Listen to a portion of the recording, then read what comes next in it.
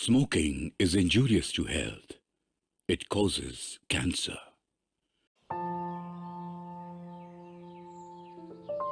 সেরা বাংলা গল্পের একটা নতুন পর্বে আপনাদের সকলকে স্বাগত জানাচ্ছি। আশা করছি আপনারা সকলেই খুব ভালো আছেন। আজকে আমরা শুনব চিতি সাপের বিষের পর্ব 2। গল্পটা শুরু করার আগে আপনাদের সকলের কাছে একটা ছোট্ট রিকোয়েস্ট। আমাদের আরেকটি channel the family with furry buddy please visit করে আসুন। চ্যানেলটির লিঙ্ক ডেসক্রিপশন বক্সে দেওয়া থাকবে। আশা করছি গল্পের মতো ভ্লগগুলো আপনাদের অনেক আনন্দ দিতে পারবে। আসুন শুরু করি চিতি সাপের বিষ পর্ব 2। আমি ইন্সপেক্টর রাজীব মিত্র বলছি। রাজীব মিত্র কলকাতা পুলিশের অপরাধ শাখার অর্থাৎ ক্রাইম ব্রাঞ্চের ইন্সপেক্টর। পুলিশ বিভাগে চাকরি করতে এসে রাজীব উপলব্ধি করেছে পুলিশের কার্যকলাপ বিষয়ে মানুষের যে চালু ধারণা তার কিছুটা ঠিক এবং কিছুটা ভুল। অর্থাৎ জীবনানন্দ দাশের সেই বিখ্যাত উক্তি, সকলেই কবি নয়, কেউ কেউ কবির মতন। এই ক্ষেত্রেও সব বলা যায়। সব পুলিশই অসৎ নয় এবং উৎকোচ নেয় না। কেউ কেউ অসৎ এবং এই কুকাণ্ডটি করে। ব্যক্তিগতভাবে রাজীব সব রকম প্রলোভন থেকে নিজেকে সযত্নে দূরে সরিয়ে রাখতে পেরেছে। তার আদর্শ ছিল পুলিশের চাকরি করে সে যতটা বাস্তবিক সম্ভব মানুষের উপকারই করবে, এবং সে নিজে অন্তত জানে সেই আদর্শ সে বজায় রাখতে পেরেছে। আর কিশোর বয়স থেকে প্রতিদিন আহার করার মতন নিয়ম করে ব্যায়াম করে বলে রাজীব নিজের এবং অন্যদের সংশয় কাটিয়ে উচ্চতা পেয়েছে এমনই, যা যে কোনো বাঙালির পক্ষেই যথেষ্ট ঈর্ষণীয়। তা ক্রাইম ব্রাঞ্চের ইন্সপেক্টর হিসেবে রাজীবের কাজের চাপ এখন প্রচুর। গত ৩-৪ বছরে বেশ কিছু দুরূহ তদন্তের সমাধান করে সে মিডিয়ার কাছেও বেশ পরিচিত নাম। ডেপুটি কমিশনার রাজীবকে অত্যন্ত বিশ্বাস করেন এবং তার ওপর কঠিন কঠিন দায়িত্বের বোঝা চাপিয়ে দিয়ে স্বস্তি পান। ফলে রাজীবের ব্যক্তিগত জীবন সংকটের মুখে।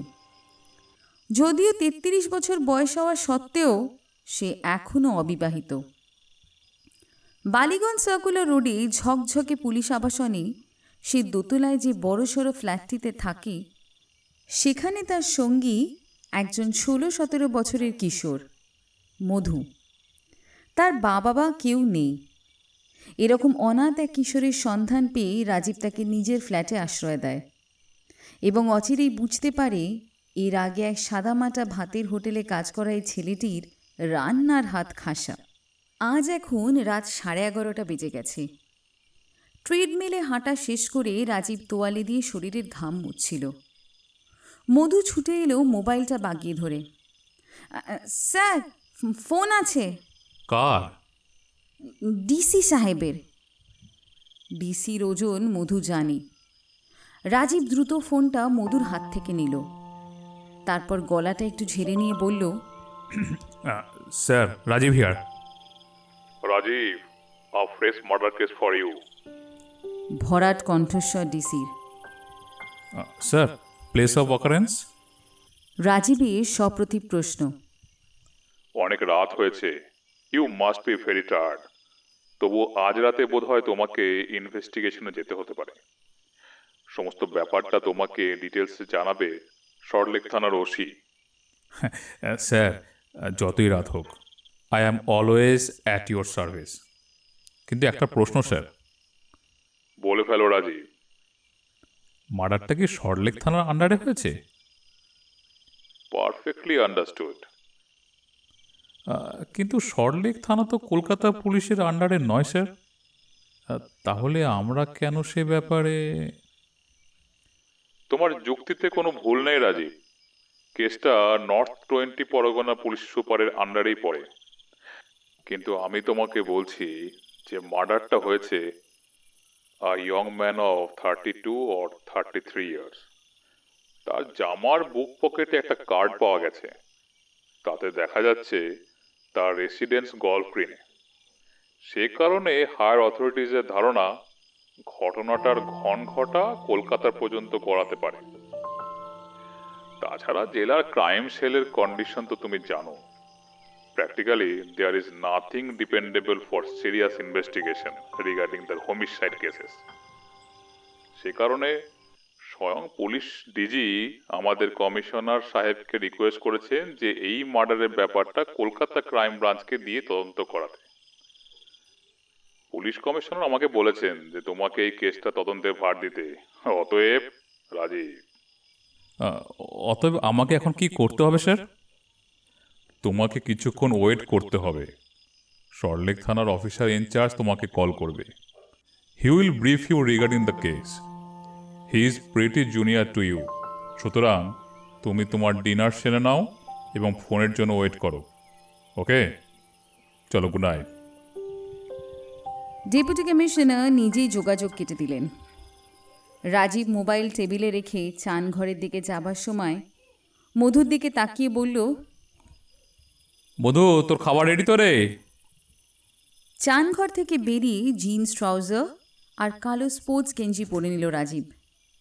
তারপর ঝুঁটিতে অল্প ডিনার সেরে হাত মুখ ধুয়ে সোফায় এসে বসেছে, অমনি রিন রিন শব্দে তার মোবাইল বেজে উঠল। ইন্সপেক্টর রাজীব মিত্র বলছি। গুড ইভিনিং স্যার, আমি ওসি সল্টলেক বলছি। হ্যাঁ হ্যাঁ, বলুন। I was expecting you. Yes sir, Nicco পার্কের পাশ দিয়ে একটা রাস্তা আছে, ওখানে একজন মার্ডার হয়েছে স্যার। 32-33 বছরের এক যুবক, তাই তো? তাই তো অনুমান করছি স্যার। উইপেন? মনে হচ্ছে রিভলভার স্যার, তবে পিএম রিপোর্ট। বুঝেছি বুঝেছি। বডি এখন কোথায়? পিওতে আছে স্যার, আমি ওখানেই, সঙ্গে ফোর্স আছে। So do you need my presence at প্রিয়? হ্যাঁ, এলে খুব ভালো হয় স্যার। ডিসি ক্রাইম বোধ হয় আপনাকে। হ্যাঁ হ্যাঁ, আমি সব জানি। ঠিক আছে, আমি আসছি আমার নিজের মোটর বাইকে, যত তাড়াতাড়ি সম্ভব। Welcome sir. তদন্ত পুরো মাত্রায় শুরু করে দিয়েছে রাজীব। নিহতের নাম স্বাক্ষর সেন, এটা জেনেছে। সে যে বারাসাতের একটি কলেজে ইংরেজি পড়াতো সেটা জানতেও বেশি সময় লাগেনি। ময়না তদন্তের রিপোর্ট পাওয়া গেছে। পিঠে 2টো গুলি লেগেছিল মৃতের। খুব কাছ থেকে গুলি করা হয়। একটা গুলি পিঠের মাংসপেশি ভেদ করে হৃৎপিণ্ডের কাছাকাছি গিয়ে বিঁধেছে। 36 বোরের রিভলভারের গুলি। প্রায় সঙ্গে সঙ্গে মৃত্যু হয় স্বাক্ষরের। রাজীবের খুব খারাপ লেগেছিল। গলফ্রিনে স্বাক্ষরের বাড়িতে গিয়ে তার বৃদ্ধা মায়ের সঙ্গে কথাবার্তা বলতে। ভদ্রমহিলা অত্যন্ত অভিজাত এবং শিক্ষিত, সেটা এক নজর দেখেই বুঝতে পেরেছিল রাজীব। বয়স প্রায় 70-এর কাছাকাছি। এককালে রূপসী ছিলেন দেখলে বোঝা যায়। গায়ের রং এখনো গলানো সোনার মতো। কি অপূর্ব ব্যক্তিত্ব! একমাত্র ছেলের প্রাণ গেল বেঘরে। অত বড় ফ্ল্যাটে তিনি একেবারে একা, তবুও একেবারে ভেঙে পড়েননি। অন্তত সামনাসামনি দেখে রাজীবের তাই মনে হলো। একদিন সকাল 10টা নাগাদ সে সিভিল পোশাকে নিজের মোটর বাইকে একা গিয়ে হাজির হলো গলফ্রিনের বাড়িতে। ডোরবেল বাজালে একজন যুবতী দরজা খুলে দিল। দেখে মনে হলো এবারের কাজের মেয়ে। মিসেস সেনের সঙ্গে একটু কথা বলবো। কোথা থেকে আসছেন? আমি ইন্সপেক্টর রাজীব মিত্র। যুবতীর নামটা শুনে থমকালো। এক মুহূর্ত কি ভাবল, তারপর বলল, আপনি দাঁড়ান, আমি মাকে জিজ্ঞেস করি। 1 মিনিট বাদে ফিরে এসে দরজা খুলে ধরল। স্যার, আপনি ভেতরে এসে বসুন, মা আসছেন। ফ্ল্যাটের ভিতর ঢুকে রাজীব যে ঘরটাতে বসল, এ বাড়িতে সেটাই ড্রয়িং রুম বা বাঙালির ভাষায় বৈঠকখানা, সেটা বুঝতে অসুবিধে হলো না। খানিকক্ষণ পরেই স্বাক্ষরের মা ঢুকলেন। রাজীব উঠে দাঁড়ালো। বসুন, অস্পষ্ট স্বরে বললেন বৃদ্ধা। হাতেও ইশারা করলেন। রাজীব নমস্কার জানালো। এক নজরে রাজীব জরিপ দৃষ্টিতে মহিলাকে দেখে নিল। শোকে থমথম করছে মুখ, কেঁদে কেঁদে চোখ দুটো ফুলে আছে। সেটাই স্বাভাবিক, একমাত্র ছেলেকে নিয়ে হয়তো এখনও অনেক স্বপ্ন দেখতেন বৃদ্ধা। এখন পৃথিবীতে একেবারে একা হয়ে গেলেন। স্বপ্নগুলো হয়তো ভেঙে চুরমার হয়ে গেল। তাছাড়া একমাত্র ছেলের ওরকম অপঘাতে মৃত্যু, এই বয়সে এটা মেনে নেওয়া যে কত কঠিন তা রাজীব শুধু বোধহয় উপলব্ধি করতেই পারে। কিন্তু ভদ্রমহিলার আভিজাত্য এতই প্রবল যে বাইরের লোকের সামনে তিনি কিছুতেই তার ভগ্ন হৃদয়ের হাহাকার প্রকাশ করতে চান না। ইতিমধ্যে চা দিয়ে গেল মেয়েটি, চা আর একটা প্লেটে বিস্কিট। রাজীব অত্যন্ত বিনয়ের সঙ্গে বলল, একটা কথা বলবো ম্যাডাম? কিছু মনে করবেন না প্লিজ। বলুন। আমি কিন্তু চা খাই না। ও, আরতি, আরতি। মেয়েটি এসে দরজার চৌকাঠের কাছে দাঁড়ালো। চা বিস্কুটটা নিয়ে যা মা, উনি চা খান না। আরতি সব নিয়ে চলে গেল। একটুও সময় নষ্ট না করে ভদ্রমহিলা বললেন, আমার যা ক্ষতি হবার হয়ে গেছে। আপনারা তদন্ত করছেন করুন, যদিও পুলিশের তদন্তে আমার খুব একটা আস্থা নেই। তবুও আপনাদের সঙ্গে আমি কোঅপারেট করব, কারণ সেটা হলো আমার সিভিল রেসপন্সিবিলিটি। এখন বলুন, কি জানতে চান? আপনার ছেলে তো পড়াশোনা, লেখালেখি এসব নিয়েই থাকতেন, তাই তো? আপনাদের কাছে আমার ছেলে সম্বন্ধে কি খবর আছে? রাজীব থমকে গেল। পর মুহূর্তেই নিজেকে সামলে নিল। আমার কাছে খবর আছে স্বাক্ষরবাবু একাডেমিক টাইপ, অর্থাৎ পড়াশোনা করতে পছন্দ করতেন। কলেজে ওর খুব সুনাম ছিল, ছোটোখাটো সাহিত্য পত্রিকায় লেখালেখিও করতেন। ঠিকই শুনেছেন, তবে ইদানিং ছেলেকে একটু অন্যরকম লাগতো। অন্যরকম?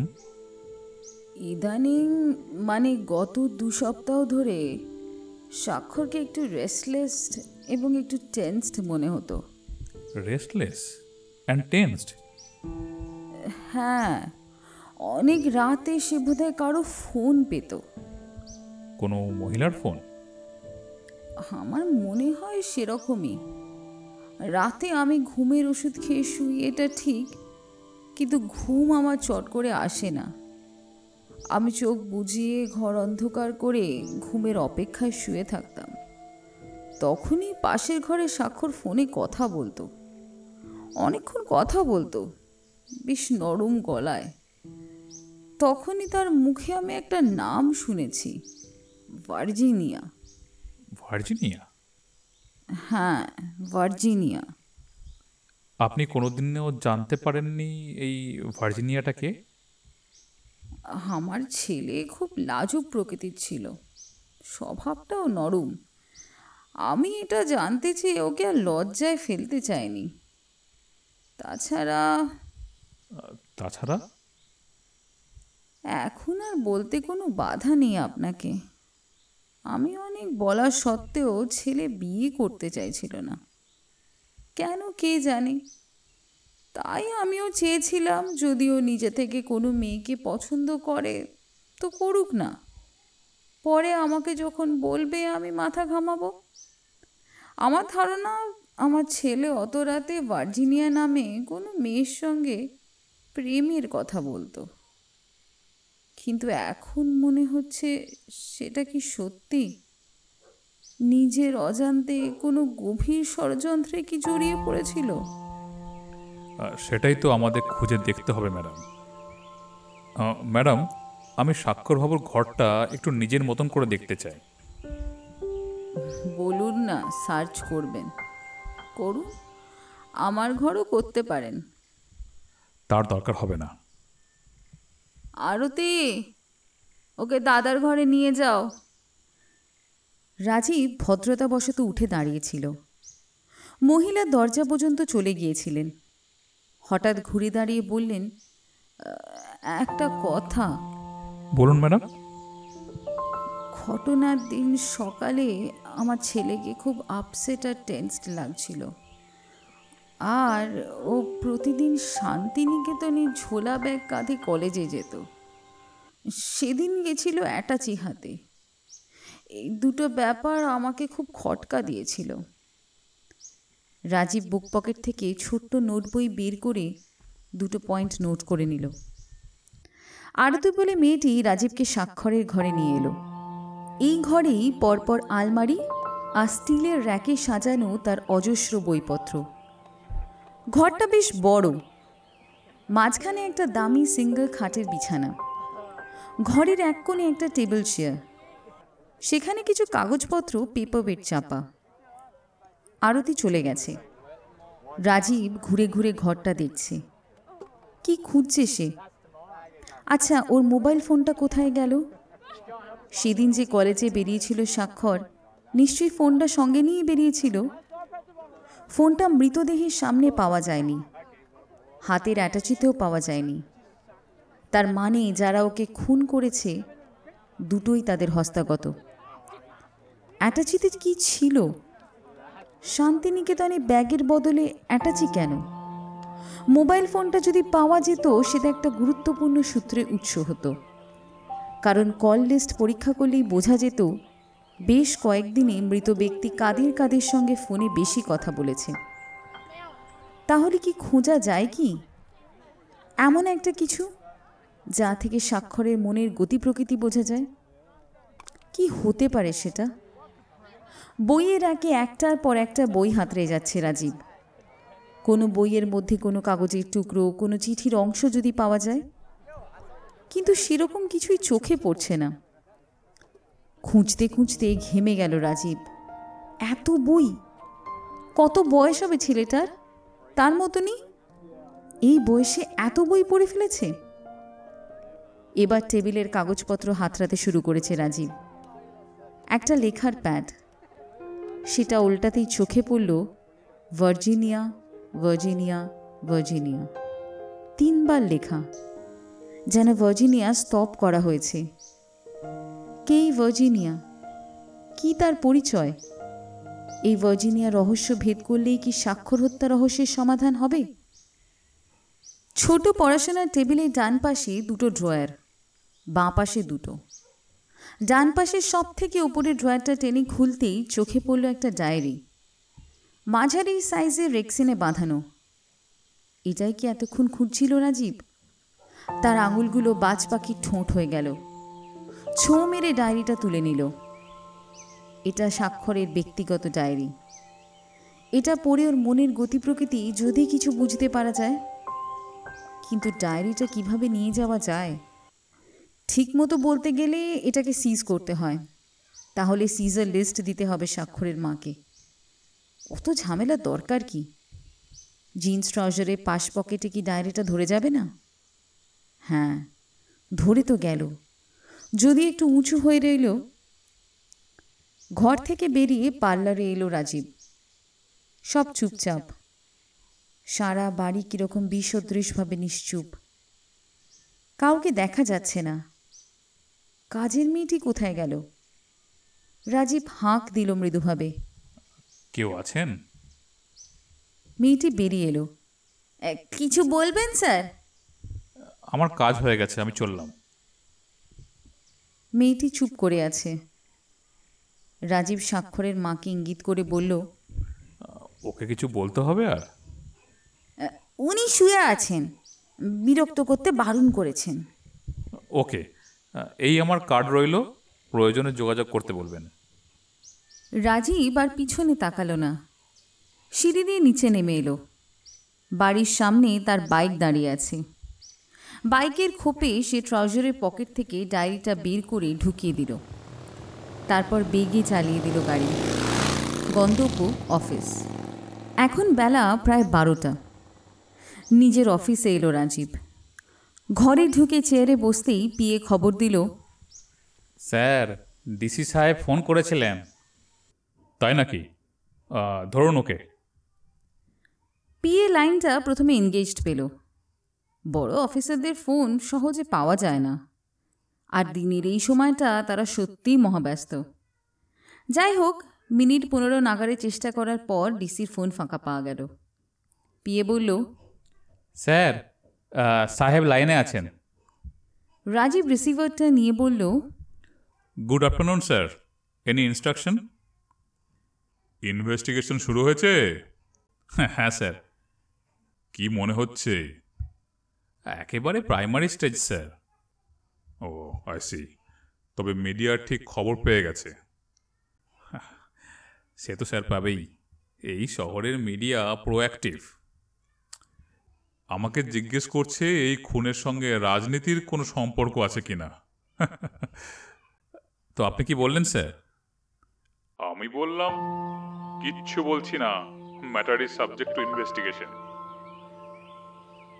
ওকে রাজীব, তুমি এক কাজ করো, তেমন কোনো ডেভেলপমেন্ট থাকলে আমাকে জানাবে, বুঝলে? Yes sir, have a good day sir. Rajiv এতক্ষণে নিজের চামড়ার ব্যাগ থেকে স্বাক্ষরের বাড়ির ড্রয়ার থেকে পাওয়া ডায়েরিটা বের করল। তার মন বলছে এই ডায়েরিতে এমন কিছু লেখা আছে যা এই খুনের রহস্য সমাধানে নানাভাবে সাহায্য করতে পারে। ডায়েরিটা পড়ার জন্য তার মন উচাটান এই মুহূর্তে। টেবিলে ডায়েরিটা রেখে প্রথম পৃষ্ঠা খুলল রাজীব। বড় বড় করে নাম লেখা, স্বাক্ষর সেন, তারিখ 1/1/2021। তার মানে এই বছরের জানুয়ারি মাসের প্রথম দিন থেকেই ডায়েরিটা ওপেন করেছে স্বাক্ষর। কিন্তু নিয়মিত যে তার ডায়েরি লেখার অভ্যেস ছিল তা তো নয়। মাত্র কয়েক পৃষ্ঠা লেখা আছে, হার্ডলি 10 পৃষ্ঠা। কিন্তু এ কি পড়ছে সে? এই 10 পৃষ্ঠা জুড়েই তো শুধু ভার্জিনিয়া নামে এক কবির গুণগান। হ্যাঁ, পড়লেই বোঝা যায় ভার্জিনিয়া দত্ত একজন কবি, এবং স্বাক্ষরের মতে সে একজন অমিত শক্তিধর কবি।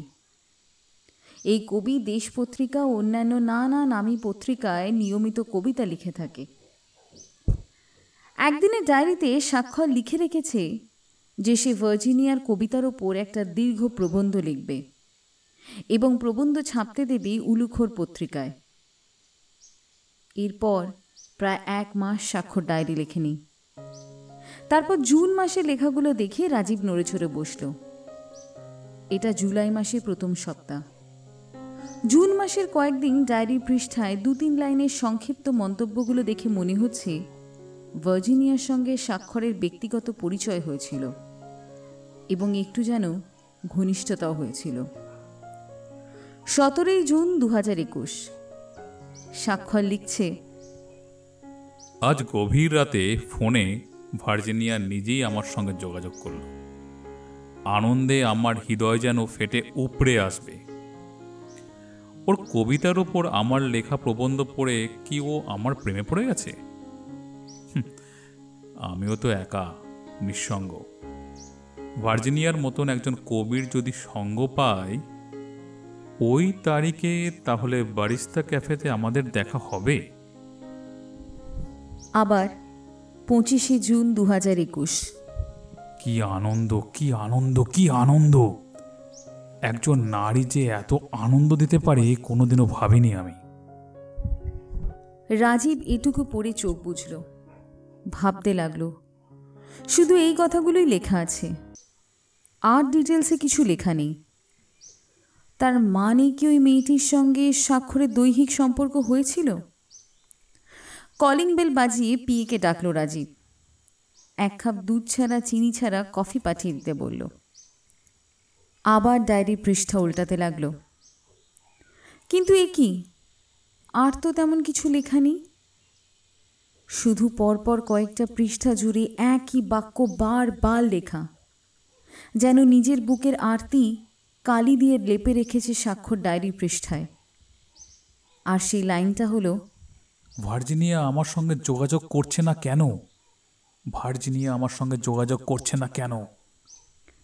আর শেষ ডায়েরি লিখেছে স্বাক্ষর 28 জুন।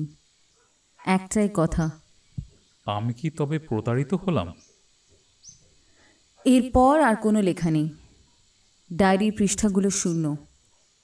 রাজীব মনে মনে হিসেব করল এর কয়েকদিন পর, মানে জুলাই মাসের 2 তারিখ সন্ধ্যের সময় স্বাক্ষর খুন হয়েছে। পোস্টমর্টম রিপোর্ট বলছে খুনের সময় সন্ধ্যে 7:30 থেকে 8টার মধ্যে। ডায়েরি বন্ধ করে নিজের ব্যাগে রাখল রাজীব। এই খুনের ব্যাপারে এটা একটা বড় এভিডেন্স হতে পারে, কিন্তু এখন ভার্জিনিয়া কে সেটা জানতে তাকে বন্ধু হিন্দোলকে ফোন করতে হবে। এরকমই ভাবছে রাজীব, সেই মুহূর্তে পুলকেশবাবু এসে উল্লসিত স্বরে বললেন, স্যার, বেশ জোরে বৃষ্টি নেমেছে।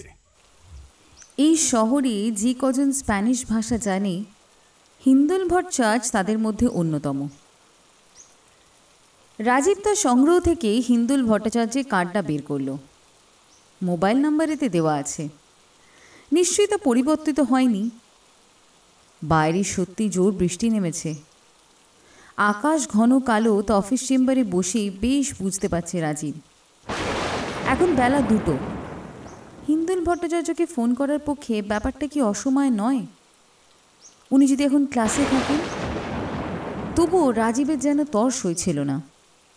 মনের মধ্যে এক উত্তেজনা কাজ করছিল। ভার্জিনিয়া কে, কি তার পরিচয়, এই সব জানতে হবে এক্ষুনি। এই জানার মধ্যেই কি রহস্যের চাবিকাঠি লুকিয়ে আছে? হিন্দনের মোবাইলে ডায়াল করেছে রাজীব। রিংটোন বাজছে, বেশ সুন্দর একটা গান। একটু পরেই একটা ক্ষীণ স্বর ভেসে এলো। হ্যালো স্যার, আমি রাজীব বলছি। রাজীব? আর একটু ডিটেলসে বলুন ভাই।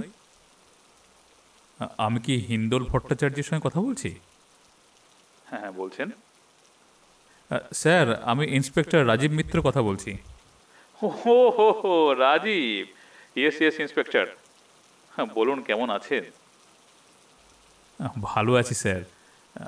আমি কি আপনাকে অসময়ে ফোন করলাম? আরে না, আমি এখন আমার আস্তানায়। আজ আমার অফ ডে, তবে শরীরেও জুত নেই। স্যার, একজনের খোঁজ চাই। একজন মহিলা কবিতা লেখেন, আর তার কবিতা নাকি দেশ পত্রিকাতেও ছাপা হয়। বটে, তাহলে তো একটু খোঁজ নিতে হয়। যদি একটু খোঁজ নিয়ে বলেন স্যার, আমি আপনার কাছে কৃতজ্ঞ থাকব। ওভাবে বলবেন না। এটা এমন কোনো শক্ত কাজ নয়। আমার অনেক প্রবীণ ও নবীন কবি বন্ধু আছে, তাদের সঙ্গে কথা বললেই ওর খোঁজ পাওয়া যাবে। তাহলে আমি কখন আপনাকে ফোন করব স্যার? আপনাকে ফোন করতে হবে না, আমি আপনাকে ফোন করব। ভার্জিনিয়া দত্ত বিষয়ে খোঁজ খবর নিয়ে সন্ধে নাগাদ আমার ফোন পাবেন। Okay sir, thank you. Rajiv receiver নামিয়ে রাখল। খানিক পর পিএ এসে খবর দিল, স্যার, অনাদি এসে বসে আছে। অনাদি এসেছে? আচ্ছা, পাঠিয়ে দিন ওকে। আর ওর জন্যেও চা তেলে ভাজা পাঠিয়ে দিন।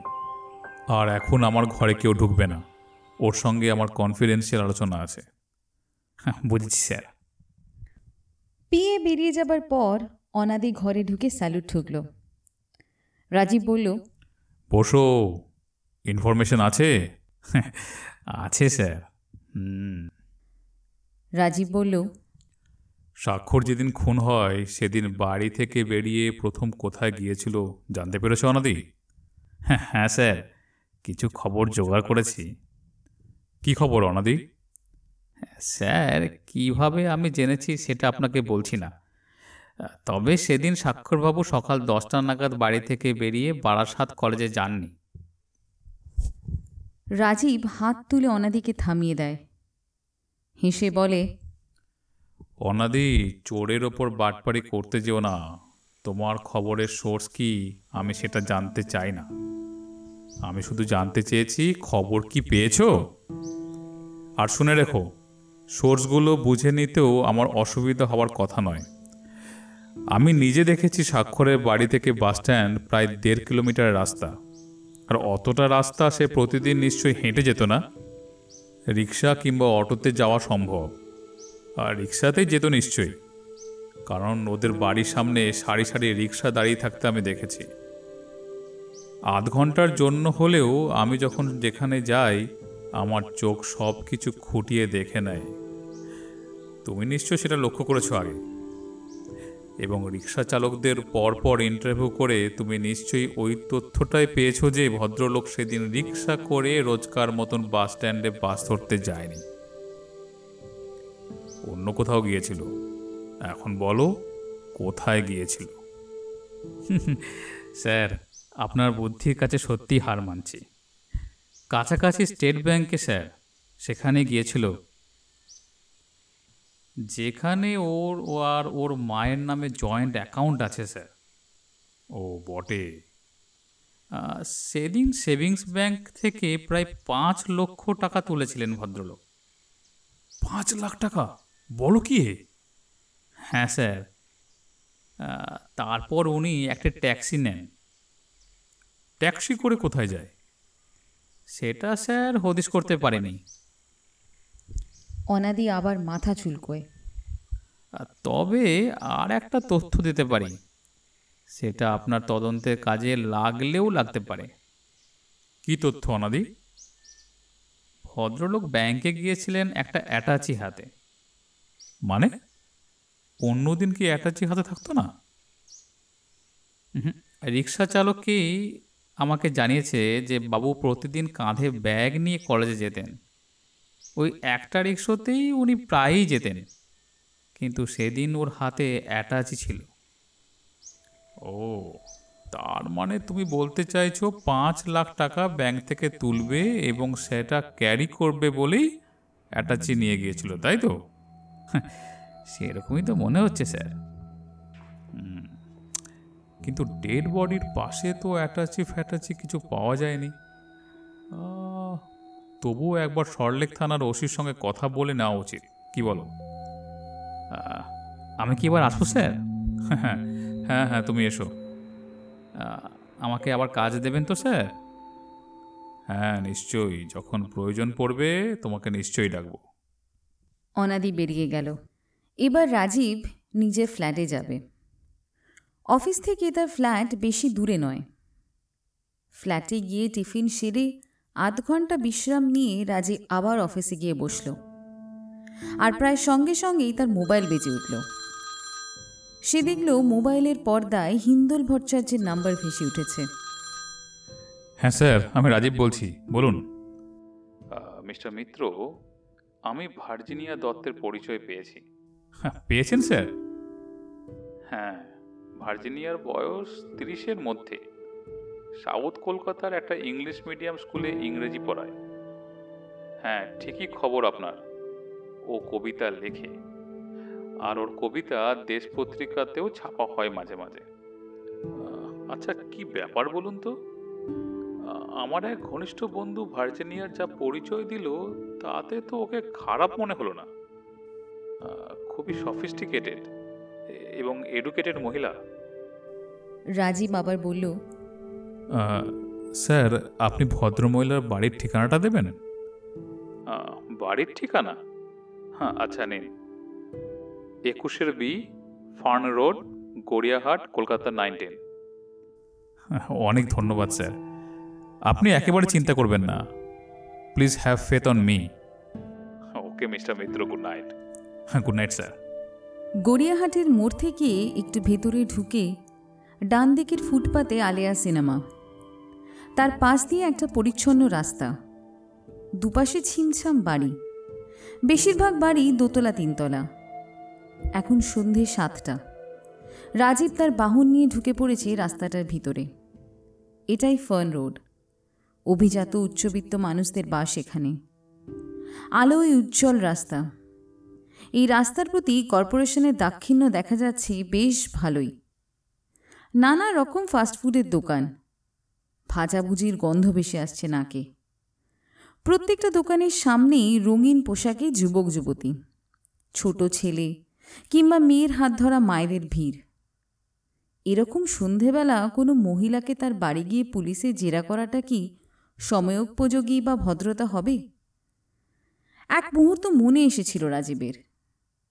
তারপরেই মনে হলো, দেখাই যাক না ভদ্রমহিলার কি প্রতিক্রিয়া হয়। এরকমও তো হতে পারে উনি এখন বাড়িতে নেই।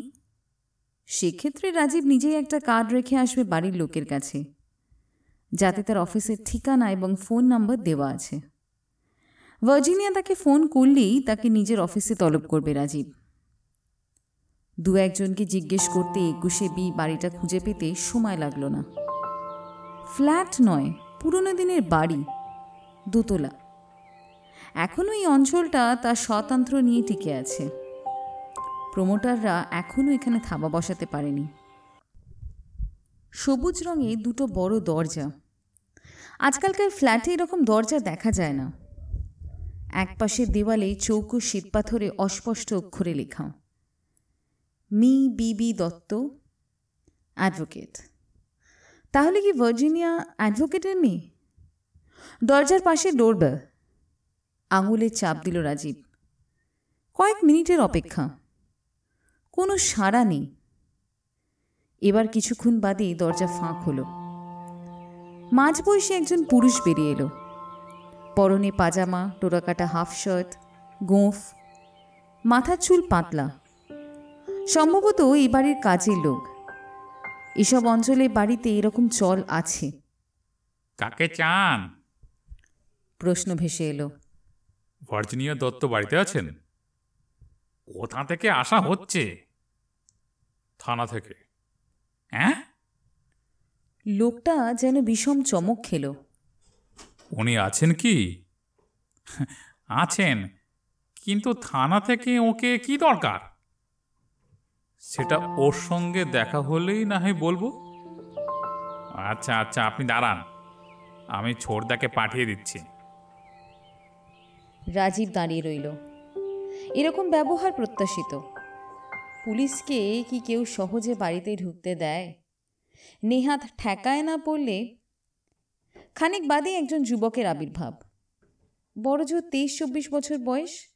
হ্যান্ডসাম, ফর্সা, ছিপছিপে, লম্বা, চোখে চশমা, এক মাথা কোঁকড়া চুল। কি দরকার বলুন তো? আপনি কে? আমি inspector Rajiv Mitra, from crime branch, Kolkata police. ছেলেটা স্পষ্টতই নার্ভাস হয়ে পড়ল। একবার ঢোক গিলল যেন। বলল, তার দিদিকে খুঁজছেন কেন? দিদির সঙ্গে ক্রাইম ব্রাঞ্চের কি সম্পর্ক? রাজীব কণ্ঠস্বর কঠিন করে বলল, দেখুন ভাই, আমি একজন ইন্সপেক্টর। তখন থেকে দরজার সামনে দাঁড়িয়ে কথা বলে যাচ্ছি। ভেতরে এসে বসতে বলার ভদ্রতাটুকুও তো আপনারা দেখাননি। আর ঠিক আছে, আপনার দিদির সঙ্গে আমি এখন কথা বলতে চাই না। আমি আমার কার্ডটা দিয়ে যাচ্ছি। আগামীকাল সকাল 11টার মধ্যে উনি আমার অফিসে গিয়ে আমার সঙ্গে দেখা করবেন। যদি তা না করেন তাহলে বেলা 12টা নাগাদ আমি পুলিশের গাড়ি পাঠিয়ে ওকে তুলে নিয়ে যেতে বাধ্য হব। রাজীবের কণ্ঠস্বরে দৃঢ়তা ও উচ্চারণে স্পষ্টতা যুবকের আত্মবিশ্বাসে চির ধরিয়ে দিয়েছে। সে তাড়াতাড়ি বলল, না স্যার, আপনি ওভাবে রেগে যাবেন না। আপনি আসুন আসুন, বসুন। দিদিকে আমি ডাকছি। রাজীব মনে মনে হাসল। দরজা পুরো খুলে গেল। ভিতরে ঢুকল রাজীব। সামনে ডান দিকে একটা ঘর। সেদিকে নির্দেশ করল যুবক। রাজীব ঘরটিতে ঢুকল। যুবক আবার বলল, আপনি বসুন, দিদি আসছে। একটু চা? ধন্যবাদ, চা আমার চলে না, কফিও না, থ্যাংক ইউ। যুবক চলে গেল। রাজীব বসে আছে।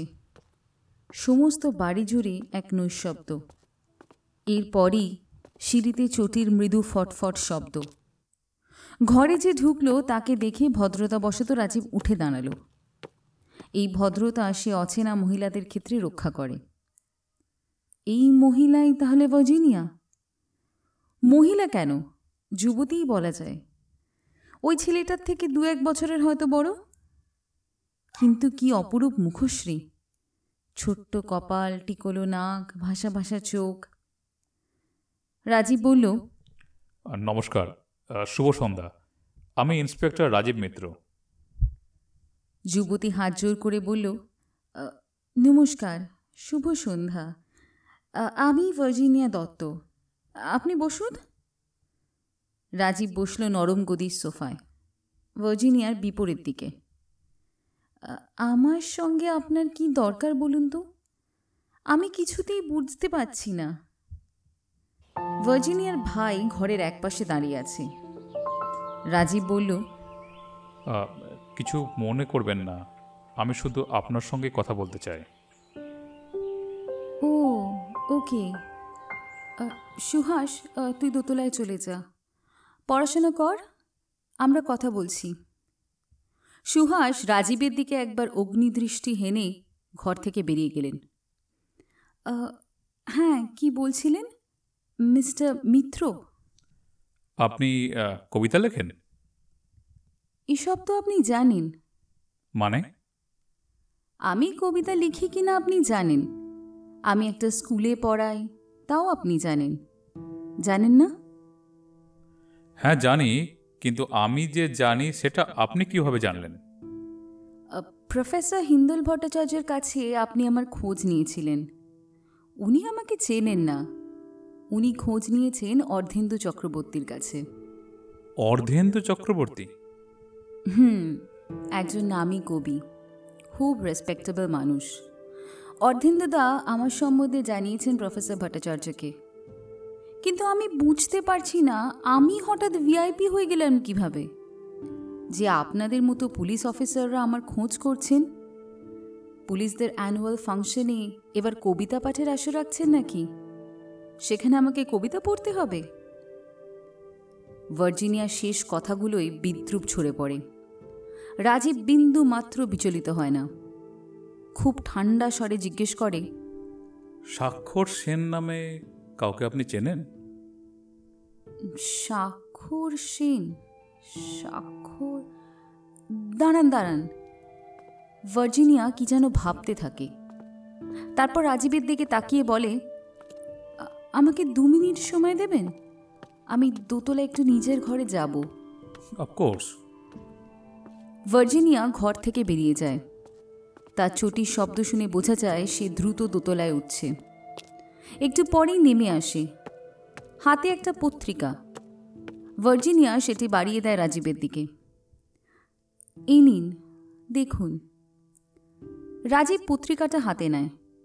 বিচিত্র নাম, উলুখড়। অনেক লিটল ম্যাগাজিনে এরকম নাম হয়। নামকরণই এসব পত্রিকা বুঝিয়ে দেয় যে বাজারি পত্রিকার থেকে তারা আলাদা। কিন্তু এই পত্রিকাটা নিয়ে রাজীব কি করবে? এতে কি আছে? এতে আমার কবিতা বিষয়ে একটা প্রবন্ধ আছে, বেশ দীর্ঘ প্রবন্ধ। আর সেই প্রবন্ধের লেখককে জানেন? কে? স্বাক্ষর সেন। ও তাই নাকি? স্বাক্ষর সেনের সঙ্গে আমার যোগসূত্র এইটুকুই।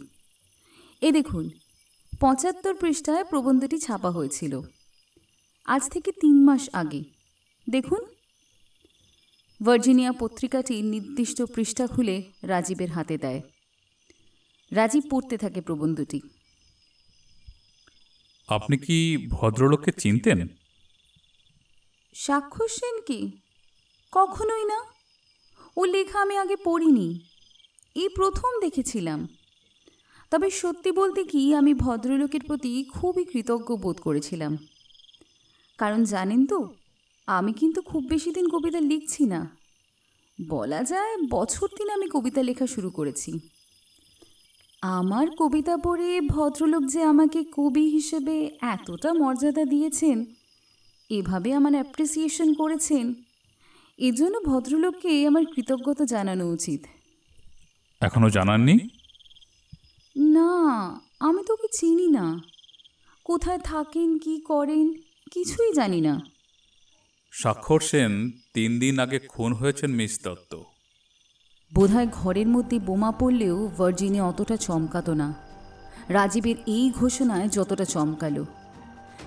কি বললেন? উনি খুন হয়ে গেছেন? হ্যাঁ। কে খুন করলো? কেন? সে ব্যাপারেই হাতড়ে বেড়াচ্ছি, আর আপনার কাছে এসেছি আমরা। আমি ওর খুনের ব্যাপারে কি জানবো বলুন? আমার সঙ্গে তোর পরিচয় ছিল না। পরিচয় ছিল না? অফকোর্স ছিল না। এই ব্যাপারে আপনি সন্দেহ করছেন নাকি? কিন্তু স্বাক্ষরবাবুর ঘর সার্চ করে একটা পার্সোনাল ডায়েরি পাওয়া গেছে, আর সেই ডায়েরির পৃষ্ঠায় লেখা আছে যে ভার্জিনিয়া দত্তের সঙ্গে ওর পরিচয় ছিল। শুধু পরিচয় নয়, বেশ ঘনিষ্ঠতা ছিল এরকম ইঙ্গিতও পাওয়া যাচ্ছে। কি বলছেন আপনি? ডায়েরিটা কোর্টে আমার এক্সিবিট হবে, সেটা নিয়ে রাস্তায় ঘোরাঘুরি করা কি ঠিক হবে? কিন্তু রিলেভেন্ট পৃষ্ঠাগুলোর ফটোকপি আমি করে এনেছি, আপনি ইচ্ছে করলে দেখতে পারেন সেটা। রাজীবের হাতে একটা চামড়ার ফোলিও ব্যাগ ছিল। সেই ব্যাগ থেকে সে একতারা কাগজ বের করে ভার্জিনিয়ার হাতে তুলে দিল। ভার্জিনিয়া কাগজগুলো পড়ছে। পড়া শেষ করে সে দু হাতে মুখ গুঁজে কিছুক্ষণ বসে রইল। রাজীব বলল, কি হলো miss Dutta, are you feeling bad? একইভাবে বসে আছে ভার্জিনিয়া। রাজীব কিঞ্চিত অপ্রস্তুত। দরজার কাছে গিয়ে বলল, কেউ আছেন?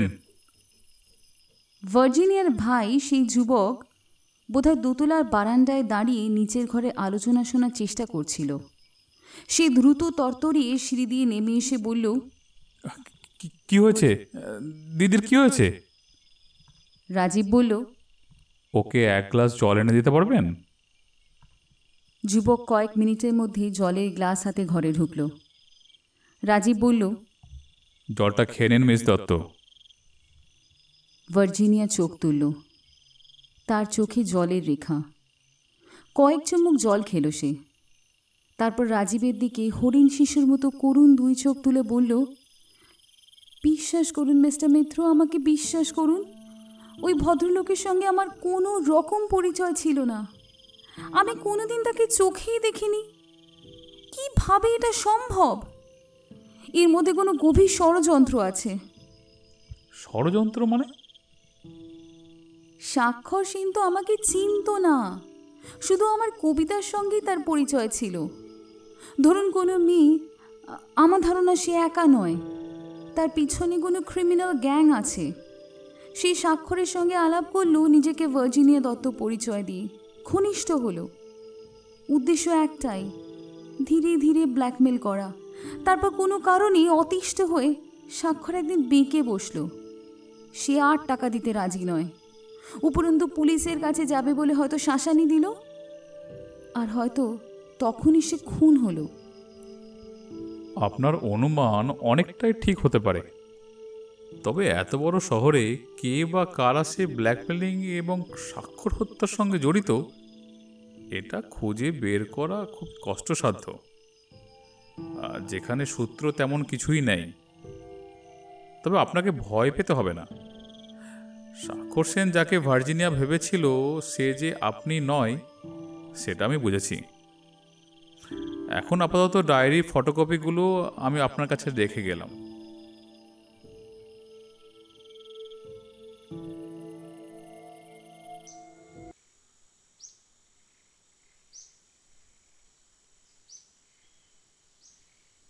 দুপুরবেলা। হেমন্তর খাওয়া শেষ। আজকাল হেমন্ত বিছানা থেকে প্রায় উঠতে পারে না বললেই চলে। তার শরীরের অবস্থার আরও অবনতি হয়েছে। কেমোথেরাপি চলছে। তবে ডাক্তার উশ্রীকে জানিয়ে দিয়েছেন যে আর 3টে কেমোথেরাপি চলবে। এতে যতটা উন্নতি হয় রোগীর, তবে এই 3টের বেশি থেরাপি আর হেমন্ত নিতে পারবে না। হেমন্তকে আজকাল নিজের হাতে খাইয়ে দেয় উশ্রী। তার মনের সব ভালোবাসা উজাড় করে সে হেমন্তর যত্ন নেওয়ার চেষ্টা করে। বড় বিশ্রী দেখতে হয়ে গেছে হেমন্তকে। কেমোর পর কেমো নিতে নিতে তার শরীর আর ধকল সহ্য করতে পারছে না। অত সুন্দর এক মাথা কোঁকড়া কোঁকড়া চুল উঠে গিয়ে মাথা প্রায় ন্যাড়া। শরীরের হাড় পাঁজরা বেরিয়ে গেছে। ওজন কমে গেছে অনেক। হাত পা হয়ে গেছে সরু সরু কাঠির মতো। সকালের দিকে আর রাতের দিকে পেটে কিছু গেলেই বমি করে ফেলে হেমন্ত। উশ্রী যে একা সব সামলায় তা নয়। কাজের মেয়েটিও সর্বক্ষণের জন্য বাড়িতেই থাকে। উশ্রী এখন আর হাহুত্তেশ করে না, নিজের ভাগ্যকেও দোষ দেয় না। সে এখন তার সমস্যাকীর্ণ জীবনকে সহজভাবে নিতে শিখেছে। সমস্যার মুখোমুখি হতে শিখেছে সে। স্বাক্ষরের অ্যাটাচিতে 5 লাখ টাকাই ছিল। উশ্রীর ভাগে এসেছে 3 লাখ টাকা। স্যান্ডার্স কিছুতেই ছাড়ল না। 2 লক্ষ টাকা সে প্রায় কেড়ে নিল। অনেক অনুনয় বিনয় করেছিল উশ্রী। দেখো, আমার অবস্থাটা বোঝো, 4 লাখ টাকা আমার থাক, তুমি 1 লাখ নাও। আর একটা ক্রাইম করলেই আমি প্রয়োজনীয় টাকা তুলে নিতে পারবো, তারপরেই হেমন্তকে নিয়ে মুম্বাই। তুমিও আমাকে অ্যাকম্পানি করবে আশা করি। সে দেখা যাবে, কিন্তু 2 লাখ টাকাই আমার চাই শ্রী। তার 1 পয়সা কম আমি নেব না। কারণ তুমি ভুলে যাচ্ছ, যেভাবে তোমার হাতে আজ টাকাটা এসেছে তার পরিকল্পনা, ছক সব আমার। তোমার মেয়ে বুদ্ধিতে এসব আসতো না। আমাকে 2 লাখ টাকা না দিলে সেটা হবে তোমার পক্ষে ব্রিচ অফ ট্রাস্ট, আর তার ফল তুমি নিশ্চয়ই জানো।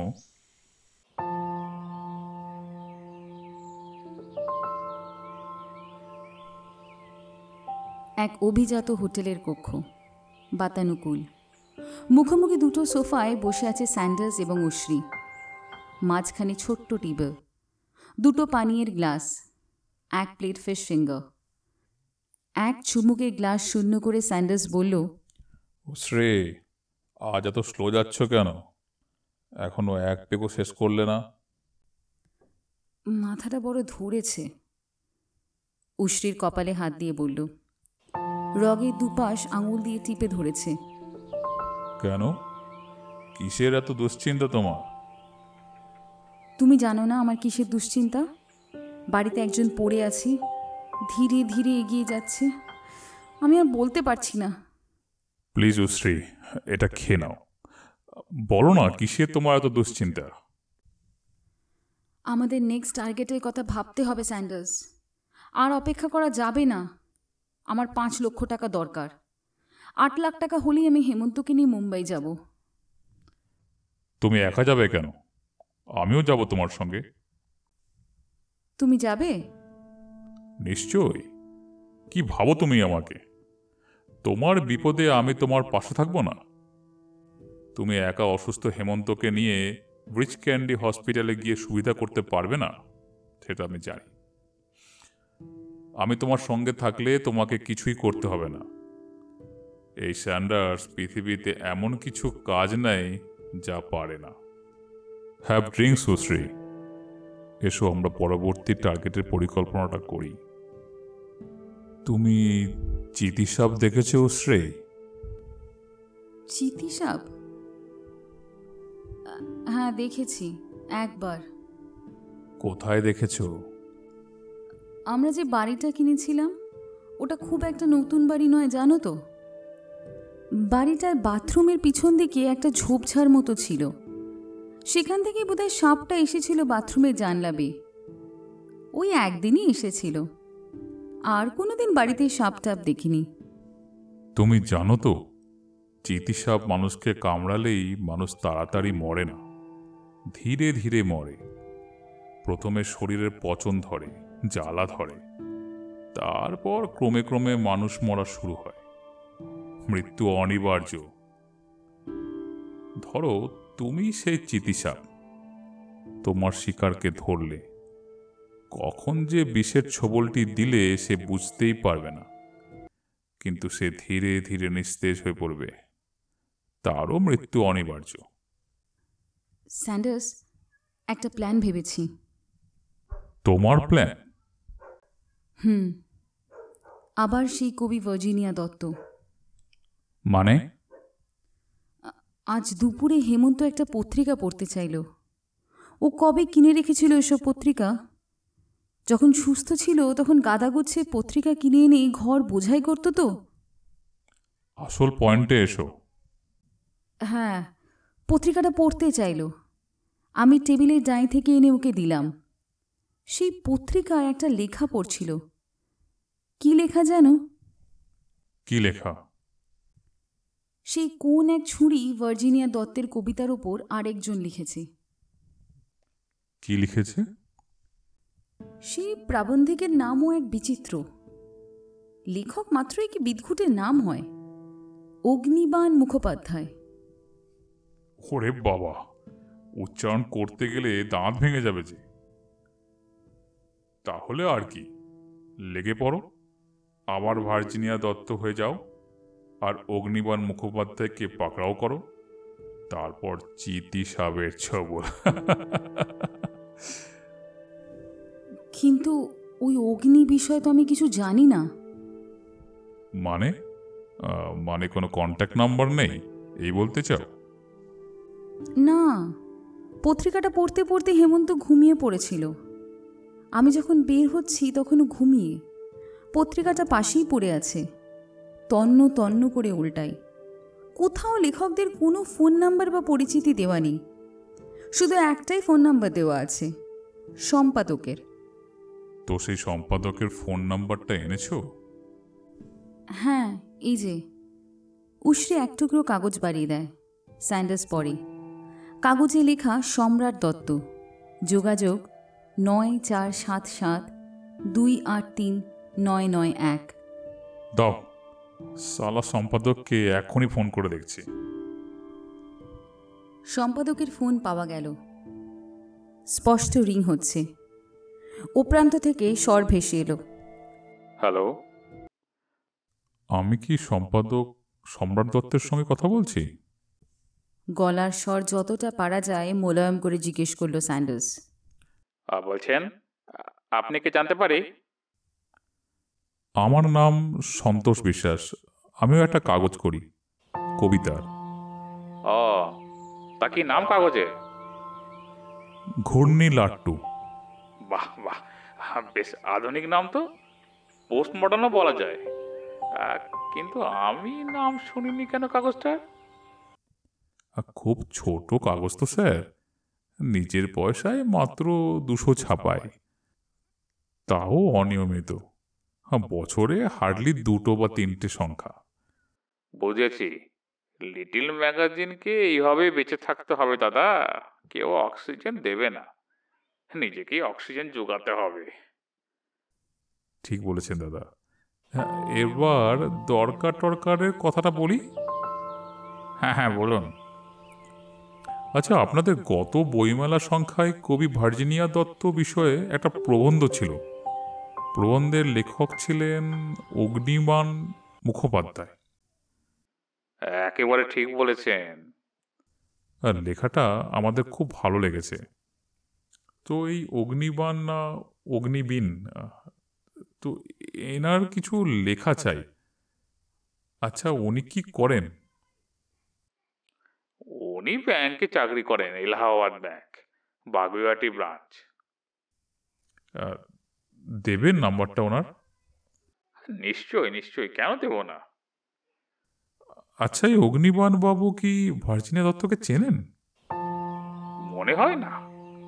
এই কবি ভার্জিনিয়া অদ্ভুত ধরনের, শুনেছি ভীষণ ইগো আছে, কোনো পত্রিকা অফিসে যায় না। এই নিন, ফোন নাম্বারটা নিন। বল পয়েন্ট পেন বের করে ও প্রান্ত থেকে সম্পাদকের বলা ফোন নাম্বারটা লিখে নিল স্যান্ডার্স। উশ্রীর হাতে দিয়ে বলল, এরপর কাজটা হবে তোমার। কি করতে হবে আমাকে? কি করতে হবে জানো না? আবার সেই একই অভিনয়। লোকটা কিরকম সেটা তো জানতে হবে। স্বাক্ষরের মতো বোকাশোকা নাও তো হতে পারে। সেটা জানা তোমার দায়িত্বের মধ্যেই পড়ে। যেরকম লোকই হোক, কোনো মেয়ের অফার চট করে অগ্রাহ্য করতে পারবে না। তুমি জানবে প্রতিটা পুরুষ বিয়ে 2 বছর পর থেকে মনে মনে অন্য মেয়েকে চায়, অন্য মেয়েকে শারীরিকভাবে পেতে চায়। কেননা বউ জিনিসটা 2 বছরের বেশি কারো কাছেই নতুন থাকে না। হোটেলের বাইরে এরপর বেরিয়ে আসে দুজনে। কলকাতা, কল্লোলিনী তিলোত্তমা। উশ্রী একটা ট্যাক্সিতে ওঠে। স্যান্ডার্স হাত নেড়ে নিজের মোটর বাইকে উঠে পড়ে।